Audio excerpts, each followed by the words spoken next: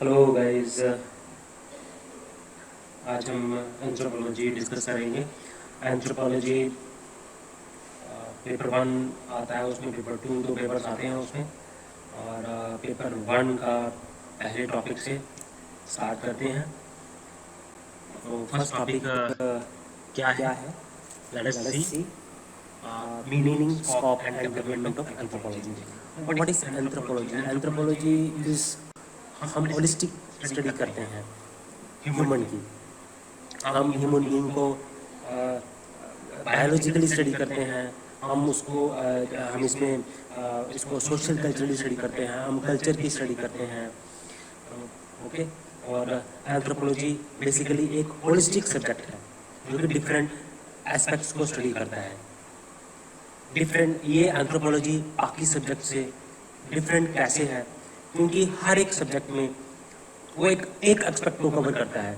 चाहे कोई भी एस्पेक्ट ले लीजिए, एंथ्रोपोलॉजी एक होलिस्टिक सब्जेक्ट है। ये सभी चीज़ें कवर करता है, चाहे बायोलॉजी हो, ठीक है, चाहे फॉसिल रिमेन्स स्टडी करने हो, चाहे जेनेटिक स्टडी करना हो, डीएनए स्टडी करना हो ह्यूमन बीइंग का, हेल्थ को स्टडी करना हो, ठीक है, फॉसिल रिमेन्स स्टडी करने हो, तो हम ये सारी चीज़ें हम एंथ्रोपोलॉजी में डिस्कस करते हैं।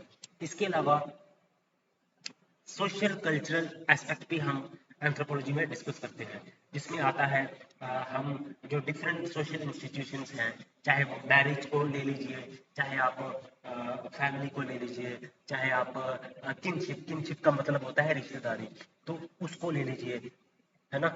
हम सोसाइटी को ले लीजिए, तो हम इन जो सोशल इंस्टीट्यूशंस हैं इनकी हम स्टडी करते हैं एंथ्रोपोलॉजी में, ठीक है। तो ये आ गया सोशल कल्चरल एस्पेक्ट्स एंथ्रोपोलॉजी का, ठीक है। इसके अलावा हम पॉलिटिकल सिस्टम स्टडी करते हैं, हम इकोनॉमिक सिस्टम स्टडी करते हैं, प्रिमिटिव सोसाइटीज का, जो हमारी प्री हिस्टोरिक सोसाइटीज हैं या मॉडर्न सोसाइटीज हैं, उनको भी हम स्टडी करते हैं। अब पॉलिटिकल साइंस में हम पॉलिटिकल एस्पेक्ट स्टडी करते हैं स्टेट इकोनॉमी का, ठीक है। अब हिस्ट्री है, हिस्ट्री एक होती है प्री हिस्ट्री, एक होती है प्रोटो हिस्ट्री, एक होती है अब प्री हिस्टोरी है, उस टाइम की हिस्ट्री है जब प्रिमिटिव टेक्नोलॉजी थी, जब सोसाइटीज प्रिमिटिव थी, उस टाइम पे रिटन रिकॉर्ड्स नहीं था। फिर उसके बाद प्रोटो हिस्टोरिक सोसाइटी आई, थोड़ी सी एडवांसमेंट थी, बट ये भी प्रिमिटिव सोसाइटीज थी। प्रिमिटिव एग्रीकल्चर करते थे उस टाइम पे, पेस्टोलिज्म कैरी आउट करते थे, ठीक है, हॉर्टिकल्चरिस्ट एक्टिविटीज कैरी आउट करते थे, एग्रीकल्चर भी अगर करते थे तो वो सिंपल टेक्नोलॉजी उसमें अडॉप्ट की जाती थी। वी का कॉन्सेप्ट था। सोसाइटी जो है मोर और लेस इग्लिटेरियन इन नेचर थी, ठीक है, और सेल्फ सफिशिएंट थे, ठीक है। और जो वो बनाते थे वो अपने ही कंजप्शन के लिए उसको कंज्यूम करते थे, या फिर उसको बार्टर सिस्टम के थ्रू वो दूसरे लोगों के साथ एंगेज करते थे, या दूसरी सोसाइटीज के साथ एक्सचेंज करते थे, ठीक है। तो ये अब पॉलिटिकल, अब हिस्टोरिकल सब्जेक्ट स्टोरी जो है वो इसमें हम प्री हिस्टोरिक सोसाइटीज को स्टडी करते हैं, प्रोटो हिस्टोरिक भी हम इसमें स्टडी करते हैं। जो हमारी जो हिस्ट्री है दूसरी, वो अब, ठीक है, वो है जो हिस्ट्री जो है बेसिकली तब से शुरू होती है जब से, हाँ, रिटन राइटिंग जो है वो शुरू हुआ, जिनके हमारे पास रिटन रिकॉर्ड्स हैं, वो हम स्टडी करते हैं हिस्ट्री सब्जेक्ट्स में। हालांकि एंशिएंट इंडिया में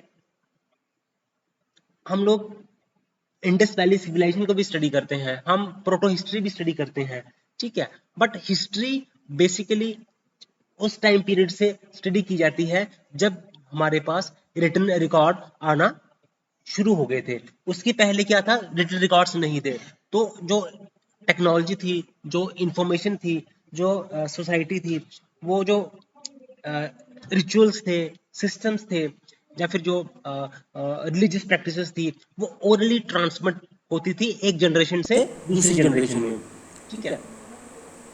तो क्योंकि उस टाइम पे रिटन रिकॉर्ड तो था नहीं, तो ये हम चीजें भी हम एंथ्रोपोलॉजी में स्टडी करते हैं। हम पॉलिटिकल लाइफ स्टडी करते हैं प्री हिस्टोरिक सोसाइटीज की, कैसे इसमें हम देखेंगे फॉर्मलिस्टिक डिबेट और सब्सटैंटिव डिबेट को स्टडी करते हैं, ठीक है। फॉर्मलिस्टिक डिबेट ये कहती है, फॉर्मलिस्टिक ये कहते हैं कि सोसाइटी को इकोनॉमी को स्टडी करने के लिए हमें फॉर्मल रूल्स, टेक्निक्स, मेथोडोलॉजी को अडॉप्ट करके ही हम इकोनॉमिक सिस्टम को स्टडी करते हैं।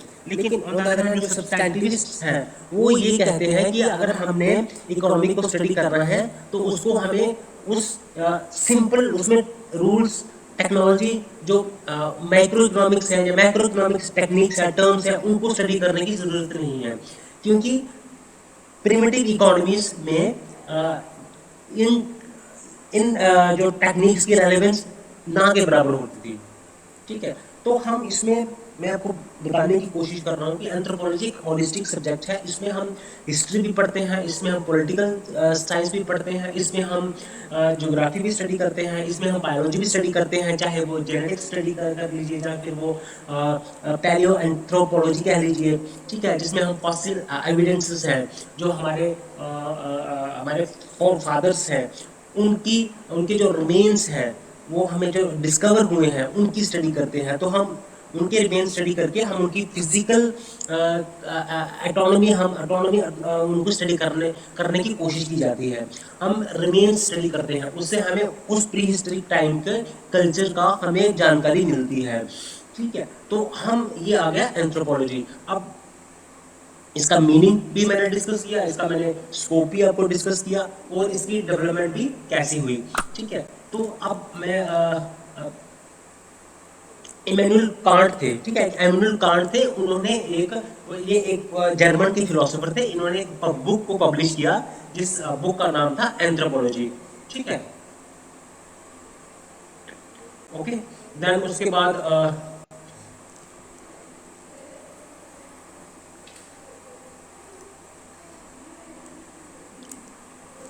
अब नेक्स्ट हम देखते हैं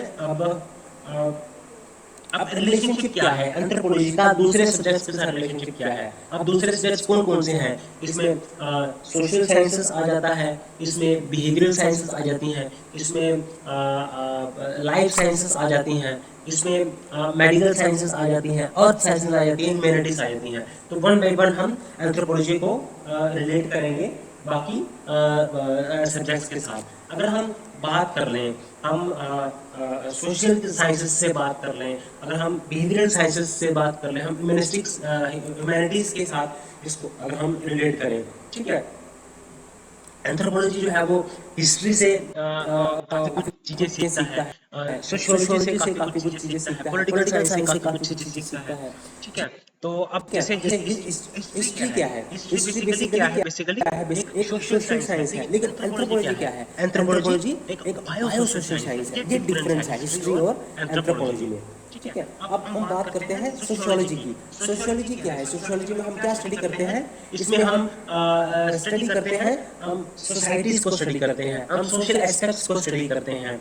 ठीक है, बट इसमें जो एंथ्रोपोलॉजी है ये भी स्टडी करता है सोशल सब्जेक्ट्स, लेकिन सोशल एस्पेक्ट्स के साथ साथ ये बायोलॉजिकल एस्पेक्ट्स भी स्टडी करता है। यानी कि मैंने आपको थोड़ी देर पहले बताया किस तरह से ये बायोलॉजी को भी स्टडी करता है, जेनेटिक्स स्टडी करता है, ये डीएनए स्टडी करता है, क्रोमोसोम स्टडी करता है, हेल्थ को स्टडी करता है। ओके, ठीक है, तो ये था इसका सोशियोलॉजी और एंथ्रोपोलॉजी के साथ इसका क्या रिलेशन है। ओके, अब एंथ्रोपोलॉजी बेसिकली सोसाइटीज को स्टडी करते हैं, एंथ्रोपोलॉजी में सोसाइटी को स्टडी करते हैं, तो इनमें सिमिलरिटीज भी हैं और कुछ डिफरेंसेस भी हैं। अगर हम साइकोलॉजी की बात करें, अब देखो साइकोलॉजी क्या करता है, साइकोलॉजी बेसिकली इंडिविजुअल बिहेवियर को स्टडी करता है। ठीक है, दोनों एंथ्रोपोलॉजी जो है वो ग्रुप बिहेवियर को स्टडी करता है, एंथ्रोपोलॉजी सोशियोलॉजी दोनों ही बिहेवियर को स्टडी करते हैं। ये दोनों में सिमिलरिटीज आ गई, अब दोनों में डिफरेंस क्या है। एंड साइकोलॉजी जो है वो इंडिविजुअल बिहेवियर को स्टडी करते हैं, लेकिन एंथ्रोपोलॉजी जो है वो भी बिहेवियर को स्टडी करते हैं, लेकिन वो स्टडी करती है ग्रुप बिहेवियर को। ओके, तो इसमें हम एंथ्रोपोलॉजी में हम फील्ड वर्क करते हैं, एंथ्रोपोलॉजिस्ट फील्ड में जाके फर्स्ट हैंड डेटा कलेक्ट करते हैं, लेकिन साइकोलॉजी क्या करता है, साइकोलॉजी भी फील्ड वर्क करते हैं, लेकिन इसके अलावा जो है वो ये ज्यादा इंपॉर्टेंस देते हैं क्लिनिकल एक्सपेरिमेंट्स को। ठीक है, क्लिनिकल एक्सपेरिमेंट्स के बेसिस पे स्टडीज की जाती है। अब अगला हम देखते हैं अब एंथ्रोपोलॉजी और पॉलिटिकल साइंस कैसे रिलेटेड है, इन दोनों में सिमिलरिटीज क्या है और दोनों में डिफरेंसेस क्या है। ठीक है। अब देखो एंथ्रोपोलॉजी और political science. Anthropology political life study करती है ह्यूमन बींग्स की, लेकिन जो पॉलिटिकल साइंस है वो भी पॉलिटिकल लाइफ स्टडी करती हैं। लेकिन जो पॉलिटिकल साइंस है वो हम गवर्नमेंट को स्टडी करते हैं स्टेट सिस्टम में, ठीक है। लेकिन एंथ्रोपोलॉजी जो है ये स्टेट सिस्टम को भी स्टडी करती है, और जो स्टेटलेस सोसाइटीज हैं, प्रिमिटिव सोसाइटीज हैं, उसको भी स्टडी करती है। पॉलिटिकल साइंस मॉडर्न सोसाइटीज के पॉलिटिकल सिस्टम को स्टडी करती है, लेकिन एंथ्रोपोलॉजी देखिए इसकी वास्टनेस देखिए। एंथ्रोपोलॉजी जो है आपको इसमें हम आप ये भी स्टडी करोगे, आप मॉडर्न सोसाइटीज की पॉलिटिकल लाइफ भी स्टडी करोगे, आप स्टेट सिस्टम को भी स्टडी करोगे, और प्रिमिटिव सोसाइटीज के पॉलिटिकल सिस्टम को भी, सेटअप को भी आप स्टडी करते हो। उसके बाद आप इकोनॉमी के साथ इसको रिलेट करते हैं। अब देखिए दोनों जो है एंथ्रोपोलॉजी और इकोनॉमी, ये इकोनॉमिक लाइफ को स्टडी करते हैं। अब एंथ्रोपोलॉजी अब इकोनॉमिक है जो इकोनॉमिक एस्पेक्ट स्टडी करती है सोसाइटीज का, लेकिन एंथ्रोपोलॉजी क्या करती है? एंथ्रोपोलॉजी इकोनॉमिक लाइफ की स्टडी करती है और सोशल लाइफ की स्टडी करती है। इसमें सोशल लाइफ दिया जाती है और इसमें इकोनॉमिक लाइफ दिया जाती है एंथ्रोपोलॉजी में, ठीक है। तो इसमें जो इकोनॉमी बेसिकली हम करते हैं स्टडी, जो कम्प्लेक्स सोसाइटीज है मॉडर्न, उनको स्टडी करती है। जो ज्यादा इंपॉर्टेंस देती है इकोनॉमी जो है वो ज्यादा इंपॉर्टेंस देती है जो हमारी मॉडर्न कम्प्लेक्स सोसाइटीज हैं उनको इंपॉर्टेंस देती है। बट एंथ्रोपोलॉजी जो है वो हम मॉडर्न इकोनॉमी को भी स्टडी करते हैं, हम सिंपल इकोनॉमी को भी स्टडी करते हैं, तो हम उसको कंपेयर भी करते हैं, रिलेट भी करते हैं। तो ये इसको हम एंथ्रोपोलॉजी को हम डिफरेंट सब्जेक्ट्स के साथ हम इसको रिलेट कर रहे हैं, ठीक है। अब लाइफ साइंसेस की बात कर लीजिए, ठीक है। अब लाइफ साइंसेस क्या है? अब लाइफ साइंसेस में हम देखिए हम लिविंग बीइंग्स की स्टडी करते हैं। अब जो लाइफ साइंसेस है वो एंटायर लिविंग बीइंग्स की स्टडी करता है, लिविंग बीइंग्स, प्लांट्स, एनिमल्स, इन सब की स्टडी करता है, ठीक है। लेकिन एंथ्रोपोलॉजी जो है वो कंप्लीट स्टडी तो नहीं करता जिस तरह से बायोलॉजी स्टडी करता है, लेकिन कुछ सर्टेन एस्पेक्ट्स जो कि इंपॉर्टेंट है, जिनका कंटेम्परेरी रेलेवेंस है, जिनका प्रैक्टिकल रेलेवेंस है, उन एस्पेक्ट्स को स्टडी करते हैं, लिविंग बीइंग के उन एस्पेक्ट्स को स्टडी करता है, ओके। ये अब जोलॉजी क्या है? Basically animals. जोलॉजी बेसिकली हम एनिमल्स को स्टडी करते हैं, ठीक है। कि और हम ये भी स्टडी करते हैं कि ह्यूमन स्पीसीज का एवोल्यूशन में प्लेस क्या है। प्रोसेस जब कोई एवोल्यूशन हुआ तो उस प्रोसेस में ह्यूमन की जगह कहाँ पे है, इसको भी स्टडी करते हैं। अब बायोलॉजी क्या करती है? एवोल्यूशन स्टडी करती है कि कैसे सिंगल सेल्ड लिविंग बीइंग से मल्टी सेलुलर लिविंग बीइंग्स में कैसे ट्रांसफॉर्मेशन होती है, कैसे एवोल्यूशन होती है, ये स्टडी करती है बायोलॉजी। सो बायोलॉजी, जूलॉजी डेफिनेटली ये स्टडी करती है लाइफ को, लिविंग बीइंग की लाइफ को। एंथ्रोपोलॉजी स्टडी करती है certain aspects of living being, okay. अब उसके बाद हम बात करते हैं एंथ्रोपोलॉजी और मेडिकल साइंस। अब देखिए मेडिकल साइंस में हम देखो स्टडी करते हैं, इसमें हम कम्युनिटीज के अंदर कोई डिजीज स्प्रेड है, उसका ओरिजिन क्या है, ओरिजिनेशन कैसे हुआ उस डिजीज का, वो कैसे स्प्रेड हुआ, उसको हम कैसे रोक सकते हैं, ये स्टडी करता है मेडिकल साइंस। एंथ्रोपोलॉजी जो है वो इन चीज़ों को हेल्थ को स्टडी करता है, वो भी हेल्थ को स्टडी करता है, वो भी डिसीजेस को स्टडी करता है, और पॉलिसी मेकर्स को रिकमेंड करता है, एडवाइस करता है कि डिजीज को कंट्रोल करने के लिए क्या मेजर्स अडॉप्ट करने चाहिए, डिजीजेस के रूट कासेस क्या है, इन सब की जानकारी एंथ्रोपोलॉजी पॉलिसी मेकर्स को प्रोवाइड करता है, हेल्थ डिपार्टमेंट्स को प्रोवाइड करता है, ठीक है। उसके बाद हम बात करते हैं एंथ्रोपोलॉजी एंड एनवायरमेंटल साइंस। अब एंथ्रोपोलॉजी किस तरह से एनवायरमेंटल साइंस से रिलेट करता है? देखिए हम एंथ्रोपोलॉजी जब हम पढ़ेंगे टॉपिक में, तो हम इसमें कि बायो ह्यूमन बीइंग जो है वो बायोलॉजिकली और कल्चरली कैसे अडेप्ट करता है एनवायरनमेंट में।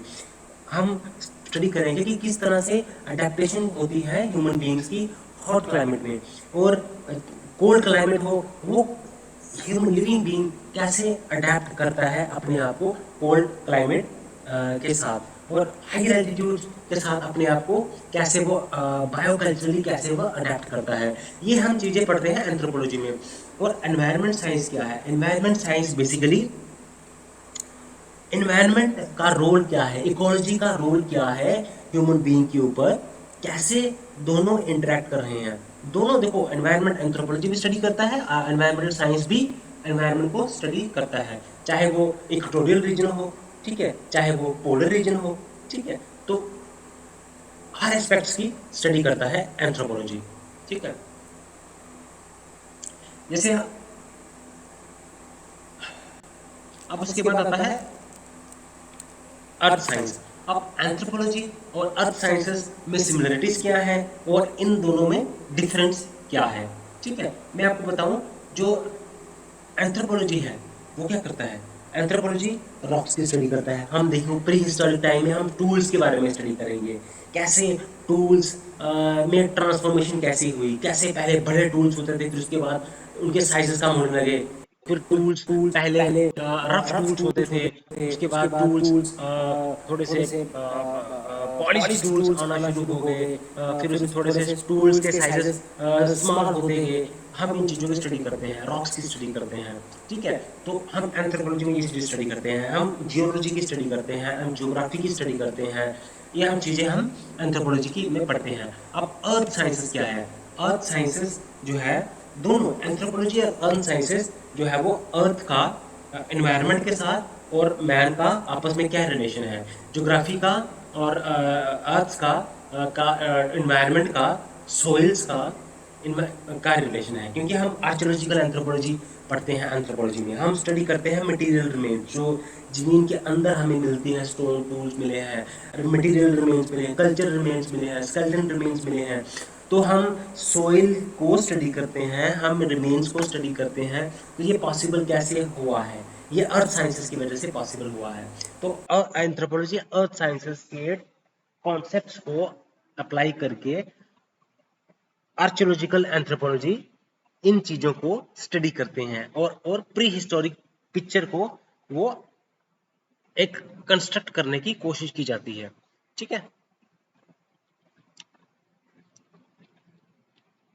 तो ये था मीनिंग क्या है एंथ्रोपोलॉजी का, स्कोप क्या है एंथ्रोपोलॉजी का, डेवलपमेंट क्या है एंथ्रोपोलॉजी का, और ये बाकी कैसे ये दूसरे सब्जेक्ट्स के साथ रिलेटेड है। चाहे वो हिस्ट्री के साथ हमने इसका रिलेशन स्टडी किया, हम पॉलिटिकल साइंस के साथ इसका रिलेशन स्टडी किया, हमने ज्योग्राफी के साथ रिलेशन स्टडी किया, हमने एनवायरमेंटल साइंस के साथ इसका रिलेशन स्टडी किया, हमने सोसाइटी के साथ इसका, सोशियोलॉजी के साथ इसका रिलेशन स्टडी किया, इसका रिलेशन क्या है, सिमिलरिटीज क्या है, डिफरेंसेस स्टडी किए। हमने अर्थ साइंसेस के साथ, लाइफ साइंसेस के साथ इसका डिफरेंसेस भी स्टडी किए, हमने रिलेशनशिप भी स्टडी किए, हमने सिमिलरिटीज भी स्टडी की, और हमने साइकोलॉजी के साथ, ठीक है। तो ये था relation of anthropology with social sciences के साथ, ह्यूमैनिटीज के साथ, ठीक है, और लाइफ साइंसेस के साथ, सोशल साइंसेस के साथ, ये इसका रिलेशन था। इसमें हमने सिमिलरिटीज को भी स्टडी किया और हमने डिसिमिलरिटीज को भी स्टडी किया, ठीक है। तो एंथ्रोपोलॉजी की मैं एक दो डेफिनेशन आपके साथ डिस्कस जरूर करूंगा, ठीक है। तो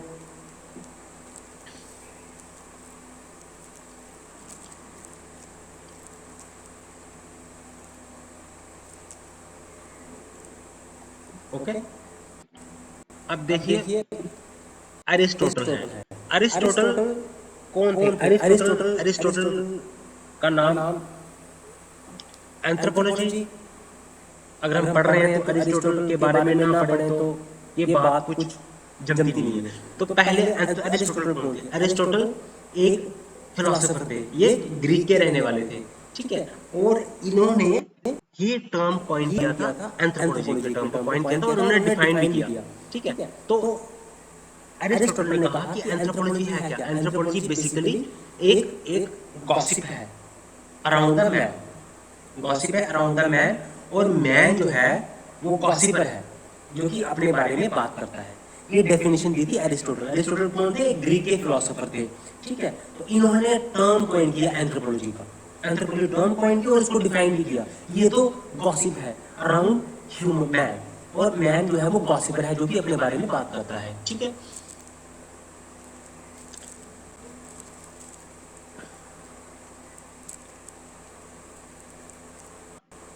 अब अल्फ्रेड क्रॉबर, ए एल क्रॉबर ने क्या बोला एंथ्रोपोलॉजी के बारे में? ए एल क्रॉबर ने कहा anthropology is the most humanistic of sciences. ध्यान से सुनिएगा, anthropology is the most humanistic of sciences and the most scientific of humanities. A L Kroeber ने कहा कि एंथ्रोपोलॉजी ये साइंस है, ठीक है, ये सिर्फ साइंस नहीं है, ये ह्यूमनिस्टिक साइंस है।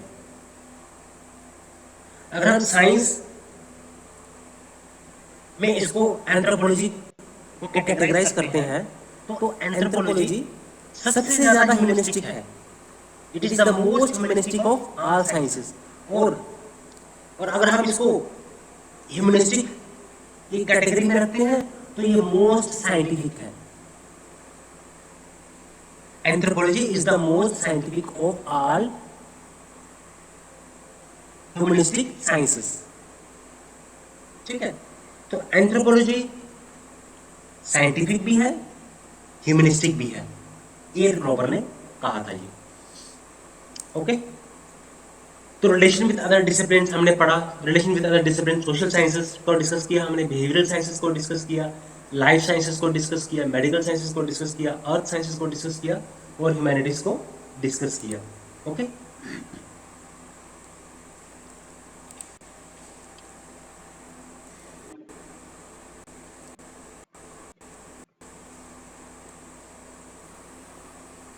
उसके बाद हम डिस्कस करते हैं मेन ब्रांचेस ऑफ एंथ्रोपोलॉजी, ठीक है। अब एंथ्रोपोलॉजी की ब्रांचेस कौन कौन सी हैं और इसकी स्कोप क्या है और इसका रेलेवेंस क्या है। देखो मेन ब्रांचेस, एंथ्रोपोलॉजी की ब्रांचेस कौन कौन सी हैं? इसकी 4 मेन ब्रांचेस हैं, ठीक है। एक तो सोशियो कल्चरल एंथ्रोपोलॉजी है, दूसरी ब्रांच है इसकी फिजिकल एंथ्रोपोलॉजी कह लीजिए या बायोलॉजिकल एंथ्रोपोलॉजी कह लीजिए। थर्ड इसकी ब्रांच है लिंग्विस्टिक एंथ्रोपोलॉजी, ठीक है, इसमें हम लैंग्वेजेस की स्टडी करते हैं। Fourth branch is archaeological anthropology, इसमें हम पास्ट हिस्ट्री को दोबारा से बनाने की कोशिश करते हैं, रिकंस्ट्रक्ट करने की कोशिश करते हैं, ओके। तो हम पहले बात करेंगे ब्रांचेस में, वन बाय वन डिस्कस करेंगे। सबसे पहले हम डिस्कस करेंगे सोशियो कल्चरल एंथ्रोपोलॉजी, ओके। तो सोशियो कल्चरल एंथ्रोपोलॉजी है क्या? तो ये बेसिकली ब्रांच है एंथ्रोपोलॉजी की। यहाँ पे हम स्टडी करते हैं वेरियस सोशल साइंसेस इंस्टीट्यूशन। हम ह्यूमन बीइंग को, हम मैन को बायोलॉजिकली सोशली भी स्टडी करते हैं, इसका सोशल एस्पेक्ट्स को भी स्टडी करते हैं, चाहे वो सोसाइटी कह लीजिए, हम कल्चर एस्पेक्ट्स को भी स्टडी करते हैं, ट्रेडिशंस कह लीजिए, कल्चर्स कह लीजिए, रिचुअल्स कह लीजिए। इसमें हम मैरिज को स्टडी करते हैं, हम फैमिली को स्टडी करते हैं, हम इसमें किनशिप को स्टडी करते हैं, हम रिलीजन को स्टडी करते हैं, इकोनॉमिक एंथ्रोपोलॉजी को स्टडी करते हैं। तो ये सारी जो है हम स्टडी करते हैं सोशियो कल्चरल ब्रांच में, ओके।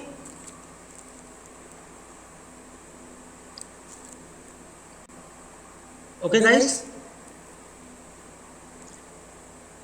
अब इसकी जो सब ब्रांचेस कौन कौन सी है, मैंने जैसे ही आपको डिस्कस करके मैंने आपको इनकी ब्रांचेस के बारे में भी आपको हिंट दे दिया।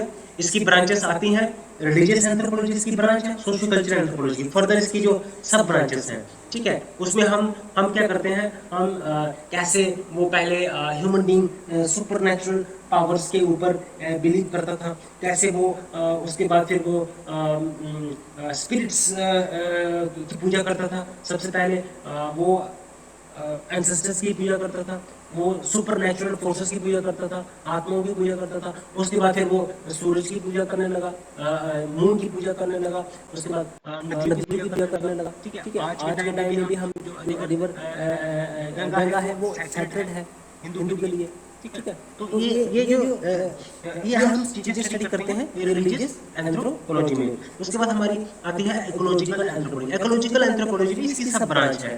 तो उसमें हम इकोलॉजिकल एंथ्रोपोलॉजी में हम स्टडी करते हैं कि इकोलॉजी का रोल क्या है, कैसे इंटरेक्ट करता है ह्यूमन बीइंग एनवायरनमेंट के साथ, कैसे एनवायरनमेंट वो इम्पैक्ट डालता है ह्यूमन बीइंग के ऊपर, और कैसे वो सोशल, बायोलॉजिकली, कल्चरली वो कैसे अडेप्ट करता है इकोलॉजी के साथ। ठीक है। और हम इसमें स्टडी करेंगे कि किस तरह से एनवायरनमेंट का रोल क्या रहा ह्यूमन एवोल्यूशन में, वो भी हम स्टडी करते हैं इसमें। ठीक है। अब इसकी मेडिकल एंथ्रोपोलॉजी भी इसकी सब ब्रांच है। इकोनॉमिक एंथ्रोपोलॉजी, इकोनॉमिक एंथ्रोपोलॉजी हम इकोनॉमिक ऑर्गेनाइजेशंस के बारे में स्टडी करते हैं, हम इकोनॉमिक प्रिमिटिव सोसाइटीज की इकोनॉमी को स्टडी करते हैं, हम जो मॉडर्न कॉम्प्लेक्स सोसाइटीज है उसको, उसकी इकोनॉमी को भी हम कवर कर लेते हैं इसमें इकोनॉमिक एंथ्रोपोलॉजी में। ठीक है। फिर हम इसकी आती है फैमिली एंथ्रोपोलॉजी। फैमिली एंथ्रोपोलॉजी में हम स्टडी करते हैं, हम फैमिली को स्टडी करते हैं कि फैमिली का ओरिजिन कैसे हुआ, हम मैरिज को स्टडी करते हैं, मैरिज के डिफरेंट टाइप्स कौन कौन से हैं। ठीक है। फंक्शंस क्या है मैरिजेस के। ठीक है। ये सारी चीजें हम डिटेल में स्टडी करते हैं। हम ट्राइब्स में मैरिज सिस्टम कैसा है, ट्राइब्स की फैमिली स्ट्रक्चर को हम स्टडी करते हैं, उनकी पॉलिटिकल लाइफ को स्टडी करते हैं। ठीक है। तो ये सब ब्रांचेस हैं इसकी। ठीक है। तो इसमें हम ये सारी चीजें हम सोशल कल्चरल एंथ्रोपोलॉजी के बारे में स्टडी करते हैं। हम किनशिप की स्टडी करते हैं, हम डिटेल में स्टडी करेंगे इसकी। हम कल्चर की स्टडी करते हैं, हम सिविलाइजेशन की स्टडी करते हैं। ठीक है। तो ये है इसकी ब्रांच सोशल कल्चरल एंथ्रोपोलॉजी, जो फर्स्ट ब्रांच है इसकी। ठीक है। उसके बाद दूसरी ब्रांच आती है बायोलॉजिकल एंथ्रोपोलॉजी। बायोलॉजिकल एंथ्रोपोलॉजी में हम क्या करते हैं, हम देखो ह्यूमन बीइंग, लिविंग स्पीसीज, ये कैसे, इसका ओरिजिन कैसे हुआ, इसका एवोल्यूशन कैसे हुआ। आज का जो हम बिलोंग करते हैं जीनस होमो, हम होमो सैपियंस स्पीसीज को बिलोंग करते हैं। तो हम आज के जो हमारे फिजिकल फीचर्स हैं वो कैसे आ गए। ठीक है। हमारे जो फोर फादर्स थे उनकी फिजिकल फीचर्स कैसे थे, मीन्स हम एवोल्यूशन में इन सब चीज़ों को डिस्कस करते हैं। हम ऑर्गेनिक एवोल्यूशन को स्टडी करते हैं, हम डार्विन की थ्योरी को स्टडी करते हैं, हम सिंथेटिक थ्योरी को स्टडी करते हैं। ये सब चीज़ें हम पढ़ते हैं बायोलॉजिकल एंथ्रोपोलॉजी की। ठीक है। किस तरह से उसका ओरिजिन कैसे हुआ। ठीक है। ठीक है। एवोल्यूशन कैसे हुआ ह्यूमन बींग्स का। ठीक है। ओरिजिन हुआ, एवोल्यूशन कैसे हुआ, और उसमें variations, no two human beings are similar. किस तरह से हर एक, अगर दो ह्यूमन बीइंग को आप ले लीजिए तो उनमें सिमिलर फीचर्स नहीं मिलेंगे आपको, डिफरेंस मिलेगा ही मिलेगा। हाइट में डिफरेंस मिलेगा आपको, कलर, स्किन कलर में डिफरेंस मिलेगा दो ह्यूमन बीइंग में। आप बिलियंस पॉपुलेशन है वर्ल्ड की, तो उनमें भी डिफरेंट वेरिएशंस मिल जाती हैं, चाहे वो स्किन कलर में वेरिएशन मिल जाएगी, या फिर आई कलर में वेरिएशन मिल जाएगी, या फिर ईयर्स में वेरिएशन मिल जाएगी। ठीक है। No two human beings are similar. तो ये हम चीजें पढ़ते हैं बायोलॉजिकल एंथ्रोपोलॉजी में। ठीक है। तो इसमें हम डिफरेंट फिजिकल एंथ्रोपोलॉजिस्ट को हम स्टडी करते हैं इसमें। ठीक है। हम थ्योरीज को स्टडी करते हैं। ठीक है। तो ये सारी चीजें जो है वो बायोलॉजिकल एंथ्रोपोलॉजी में हम लोग स्टडी करते हैं। ओके। तो इसमें इरावती कार्वे एक एंथ्रोपोलॉजिस्ट हैं। इन्होंने क्या किया, इन्होंने मराठास की मेजरमेंट की, एंथ्रोपोमेट्रिक। अब एंथ्रोपोमेट्रिक क्या होती है ये हम डिस्कस करेंगे डिटेल में। इन्होंने एंथ्रोपोमेट्रिक मेजरमेंट की मराठास की। ठीक है। अब इसकी भी जो बायोलॉजिकल एंथ्रोपोलॉजी है इसकी भी डिफरेंट सब ब्रांचेस हैं। ठीक है। तो सबसे पहले आती हैं प्राइमेटोलॉजी। अब प्राइमेटोलॉजी में हम क्या स्टडी करते हैं, प्राइमेटोलॉजी में हम जो एक्सटिंक्ट प्राइमेट्स हैं, एक्सटिंक्ट एज वेल एज अभी जो जीवित है प्राइमेट्स, उनकी हम स्टडी करते हैं। हम प्राइमेट्स क्या है, प्राइमेट्स, हम प्राइमेट्स हैं। ठीक है। एप्स, ये प्राइमेट्स क्या है, they are group of mammals, mammals हैं ये। ठीक है। और इनमें एप्स जो है वो प्राइमेट्स में आते हैं, मंकीज प्राइमेट्स में आते हैं, ह्यूमन बींग्स प्राइमेट्स में आते हैं। ठीक है। तो ये प्राइमेटोलॉजी हम स्टडी करते हैं। इसमें हम लिविंग और एक्सटिंक्ट जो है वो प्राइमेट्स की स्टडी करते हैं हम प्राइमेटोलॉजी में। ठीक है। नेक्स्ट उसके बाद आता है पैलियो एंथ्रोपोलॉजी। अब पैलियो एंथ्रोपोलॉजी में हम क्या करते हैं, पैलियो एंथ्रोपोलॉजी में हम जो स्केलेटन रिमेन्स है, हम फॉसिल रिमेन्स हैं, जो एविडेंसेस है, फॉसिल एविडेंसेस हैं, हम उनकी स्टडी करते हैं। Means study the fossil evidence of human skeletons of different stages in the course of human evolution, हम उनकी स्टडी करते हैं। हम आगे जाके डिस्कस करेंगे फॉसिल एविडेंसेस, फॉसिल रिमेन्स हमें मिले हैं, ऑस्ट्रालोपिथेकस के हमें जो फॉसिल रिमेन्स मिले हैं उनकी स्टडी करते हैं। हम उसके बाद जब ऑस्ट्रालोपिथेकस के बाद हम डिस्कस करते हैं होमो इरेक्टस के फॉसिल रिमेन्स, उनके उनके फाइलोजेनेटिक स्टेटस क्या था, उनकी ज्योग्राफिक डिस्ट्रीब्यूशन क्या है वो स्टडी करते हैं, उनकी कैरेक्टरिस्टिक्स क्या है उनकी वो स्टडी करते हैं। उसके बाद सिमिलर चीजें, फाइलोजेनेटिक कैरेक्टरिस्टिक्स, देन डिस्ट्रीब्यूशन कहाँ कहाँ है उनकी, वो हम स्टडी करते हैं।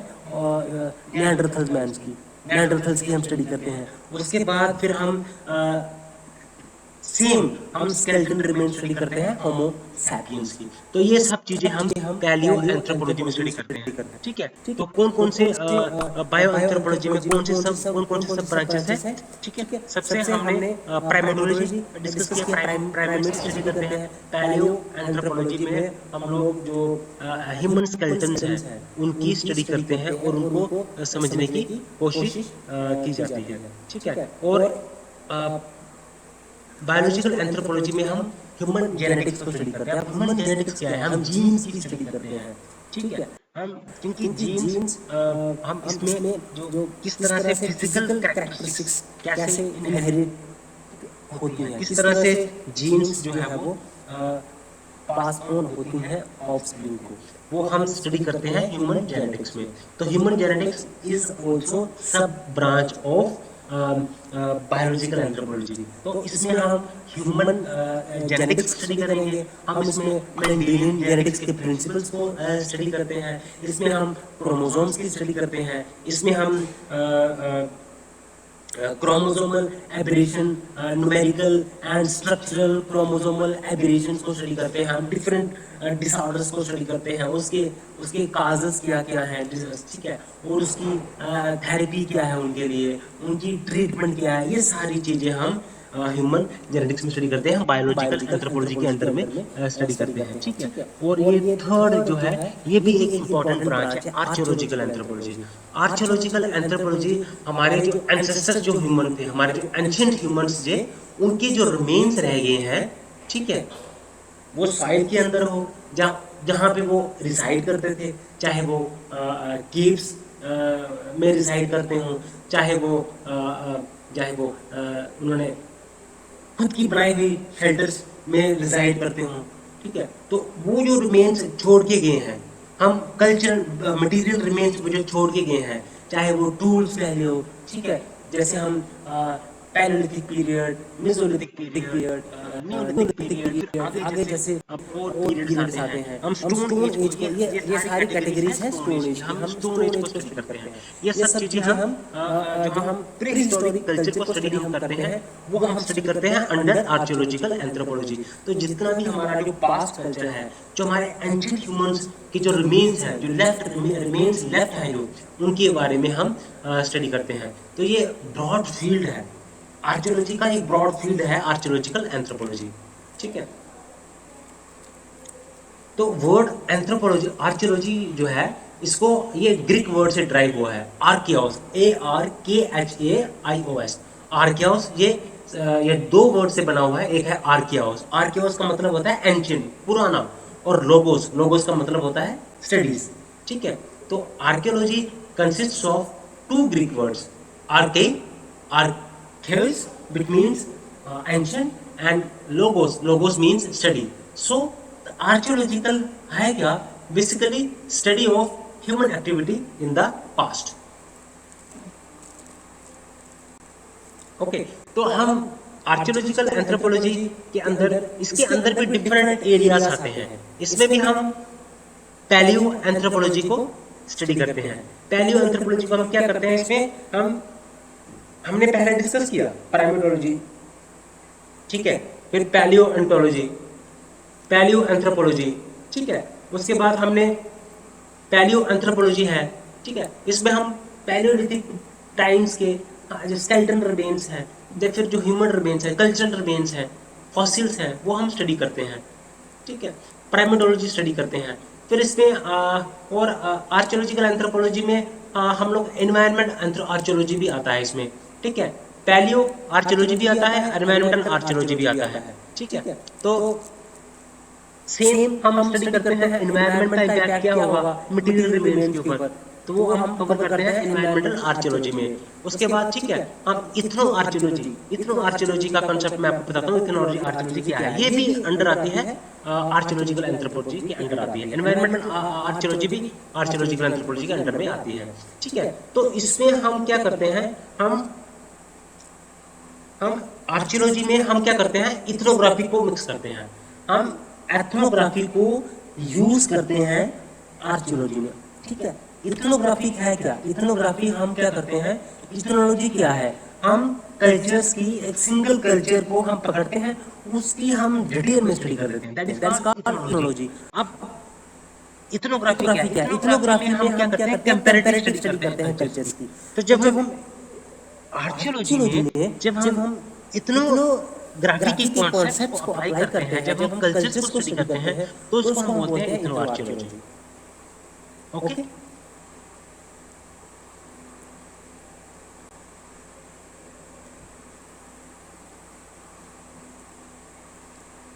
मैं आपको एक एग्जांपल देता हूं।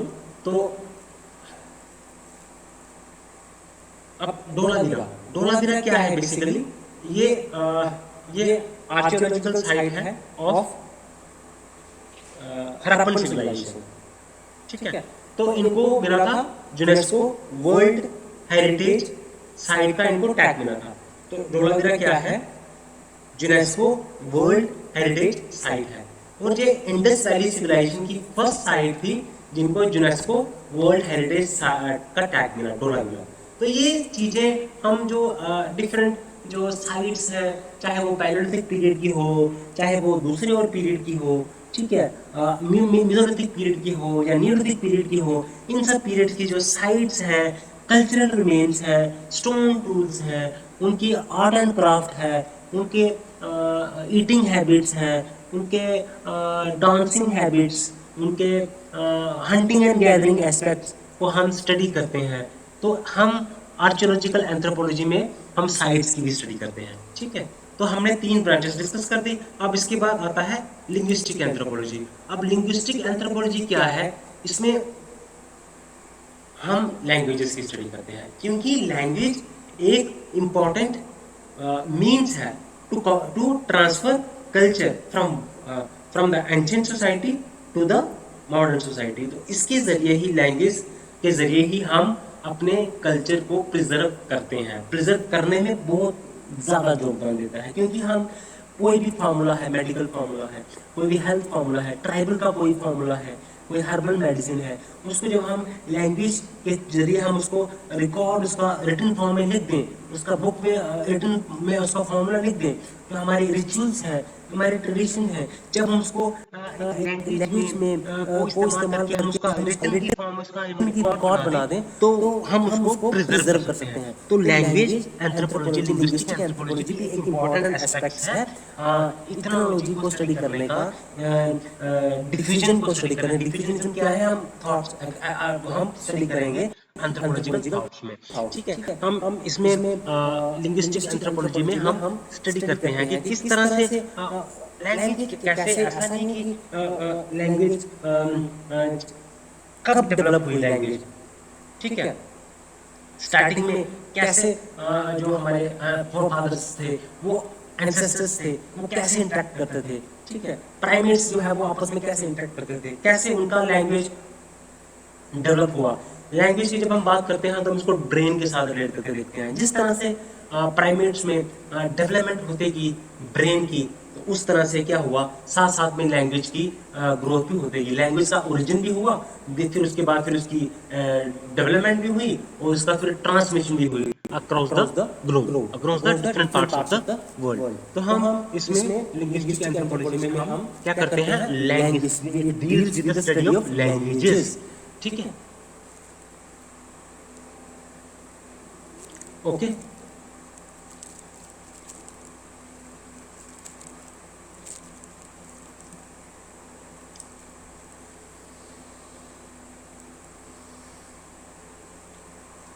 देन आगे हम चलते हैं, नेक्स्ट इज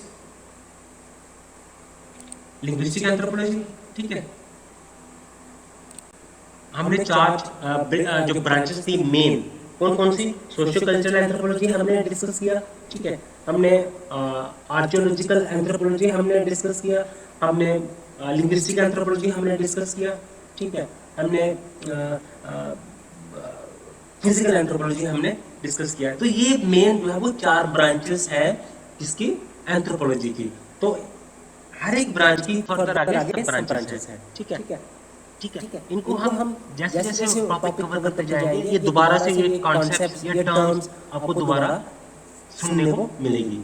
ठीक है, उसके बाद एक इम्पॉर्टेंट कॉन्सेप्ट है अप्लाइड एंथ्रोपोलॉजी। अप्लाइड एंथ्रोपोलॉजी के ऊपर एक बड़ा ही एक चैप्टर है अप्लाइड एंथ्रोपोलॉजी के ऊपर, जिसको हम डिस्कस करेंगे अप्लाइड एंथ्रोपोलॉजी में।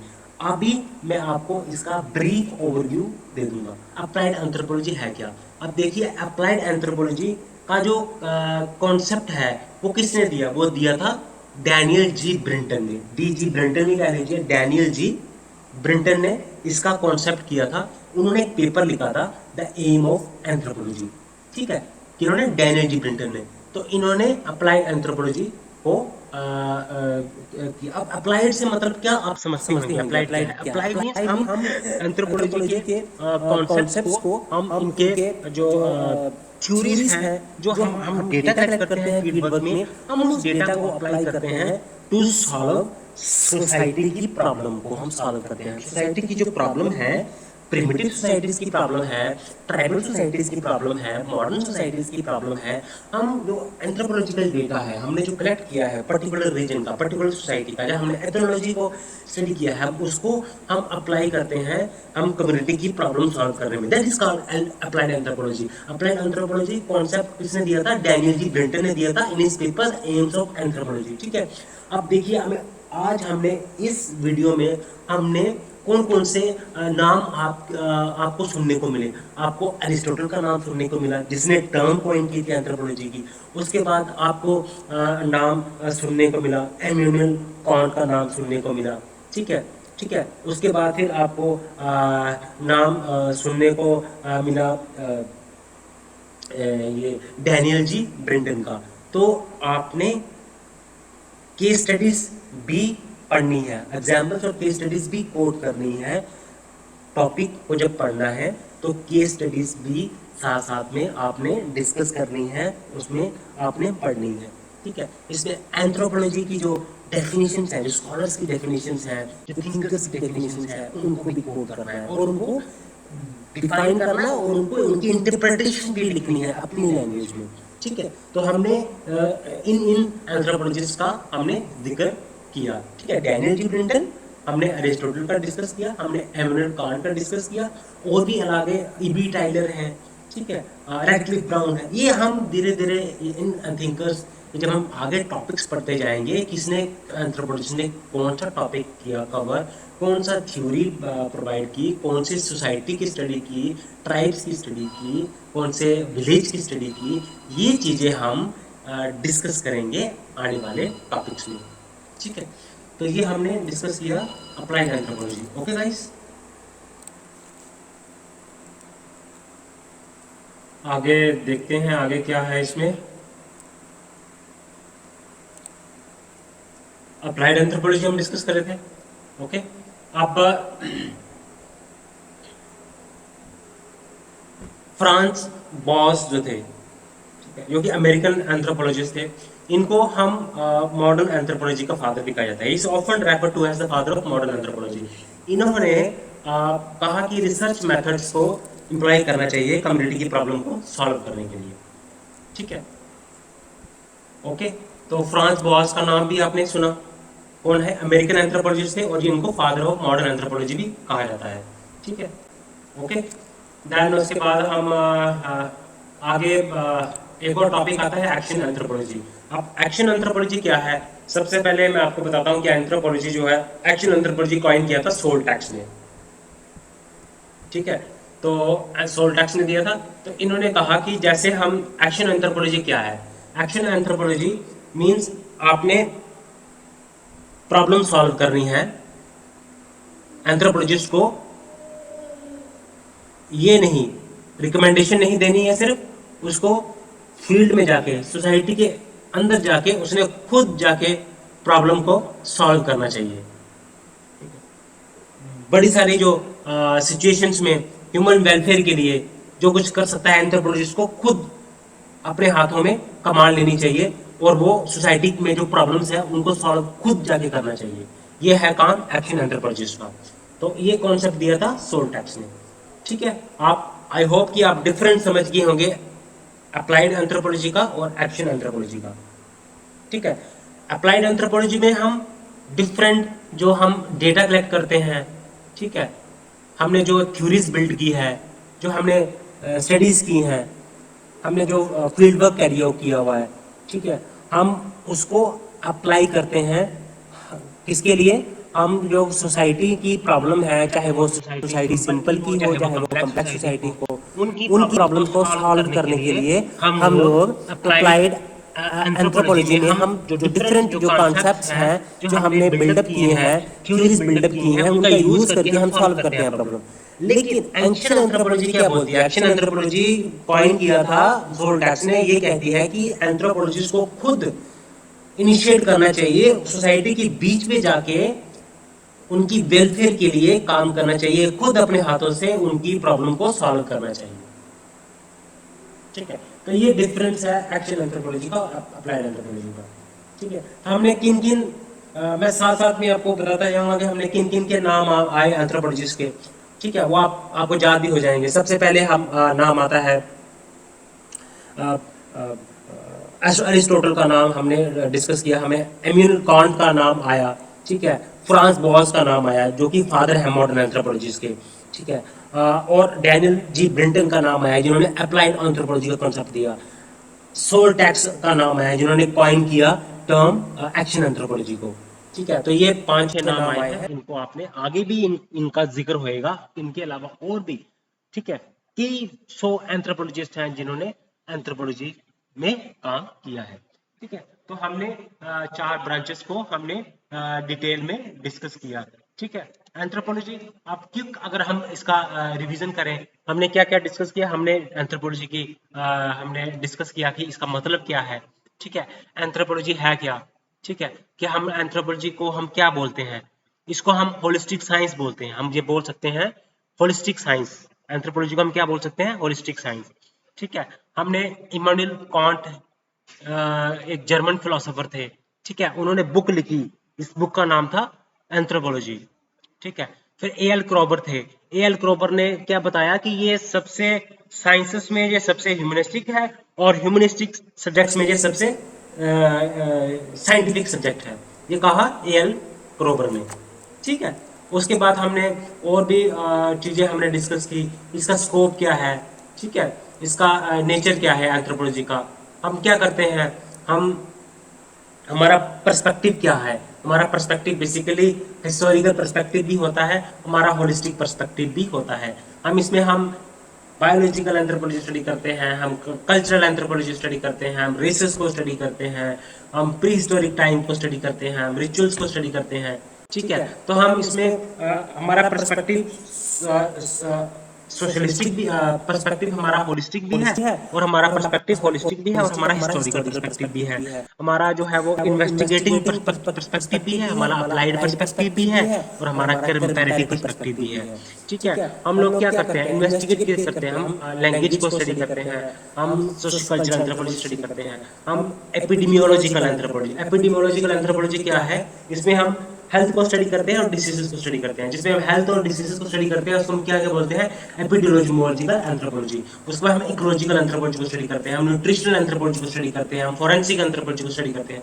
फोरेंसिक एंथ्रोपोलॉजी में हम क्या करते हैं, हम आइडेंटिफाई करते हैं, भी पर्सन को आइडेंटिफाई करते हैं, उसको रिकंस्ट्रक्ट करने की कोशिश करते हैं।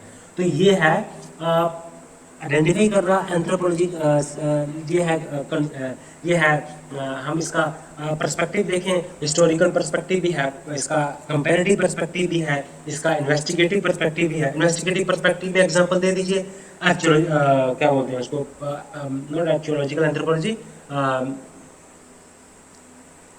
फोरेंसिक एंथ्रोपोलॉजी, ये इसका इन्वेस्टिगेटिव पर्सपेक्टिव है, ठीक है। लिंग्विस्टिक पर्सपेक्टिव, लिंग्विस्टिक एंथ्रोपोलॉजी है इसमें। इसमें हम प्राइमेटोलॉजी स्टडी करते हैं, इसमें हम सोशियो कल्चरल एंथ्रोपोलॉजी स्टडी करते हैं, लिंग्विस्टिक एंथ्रोपोलॉजी हम स्टडी करते हैं। तो ये हमने इसमें डिस्कस किया। अब रेलेवेंस क्या है, देखो रेलेवेंस क्या है, देखो हम ह्यूमन को स्टडी करते हैं, ठीक है, और नॉलेज जो हम बिल्डअप करते हैं उससे हम प्रॉब्लम्स को सॉल्व करते हैं, पॉलिसी मेकिंग में हेल्प करता है, ठीक है। तो ये पॉलिसी मेकिंग में रेलेवेंस है इसका। एनवायरनमेंट में रेलेवेंस है, ठीक है, किस तरह से हमें एनवायरनमेंट को प्रोटेक्ट करके रखना है, हमने क्या क्लाइमेट चेंज को कैसे, अडेप्टेबिलिटी कैसे हमने करनी है, हमने डिफॉरेस्टेशन को कैसे रोकना है, हमें क्लाइमेट को कैसे प्रोटेक्ट करके रखना है। आर्कियोलॉजी इसकी रेलेवेंस है कि हमने किस तरह से, है ना। तो हमें हमें एंशिएंट से हमें क्या सीख मिलती है, हम एंशिएंट हिस्ट्री से हम सीखते हैं, प्री हिस्टोरिक पीरियड से हम चीज़ों को सीखते हैं, और हम फ्यूचर में प्रॉब्लम या गलतियां जो है वो, एरर जो है वो नहीं करते हैं, ठीक है। तो ये इसका रेलेवेंस है एंथ्रोपोलॉजी का, ठीक है। रिलीजन को स्टडी करते हैं, हेल्थ में रेलेवेंस में एपिडेमियोलॉजिकल एंथ्रोपोलॉजी में मैंने बताया आपको, ठीक है। ये हमने डिस्कस किया। हमने रिलेशनशिप डिस्कस किया, किस तरह कैसा इसका अदर जो सोशल साइंसेस है उसके साथ कैसे रिलेशन है, ह्यूमनिस्टिक के साथ कैसा रिलेशन है, बिहेवियरल साइंसेस के साथ इसका कैसा रिलेशन है, मेडिकल साइंसेस के साथ इसका कैसा रिलेशन है, लाइफ साइंसेस के साथ इसका कैसा रिलेशन है, ह्यूमैनिटीज के साथ इसका क्या रिलेशन है, ठीक है। हमने फिर ब्रांचेस के बारे में डिस्कस किया, एंथ्रोपोलॉजी की ब्रांचेस कौन कौन सी हैं, ठीक है। फिजिकल सोशियो कल्चरल ब्रांचेस है, आर्कियोलॉजिकल ब्रांचेस है, और कौन सी ब्रांचेस है इसमें हमने पढ़ी, हमने फिजिकल एंथ्रोपोलॉजी हम की ब्रांच, इसकी ब्रांच है, ठीक है। हमने लिंग्विस्टिक एंथ्रोपोलॉजी इसकी ब्रांच है ऑफ ऑफ एंथ्रोपोलॉजी। हमें 4 मेन ब्रांचेस हैं। फिर हमने अप्लाइड एंथ्रोपोलॉजी के बारे में डिस्कस किया, हमने एक्शन एंथ्रोपोलॉजी के बारे में डिस्कस किया। तो गाइस अगर आपको ये वीडियो बढ़िया लगा है, अच्छा लगा है, तो चैनल को लाइक जरूर करें, सब्सक्राइब करें, और गलतियां जो आपको दिखती हैं इस वीडियो में वो गलतियों को बताएं, इसको कैसे मैं इम्प्रूव करूँ वीडियो को, वो भी मेरे को आप बताएं। Okay guys, thanks guys, have a good day and night.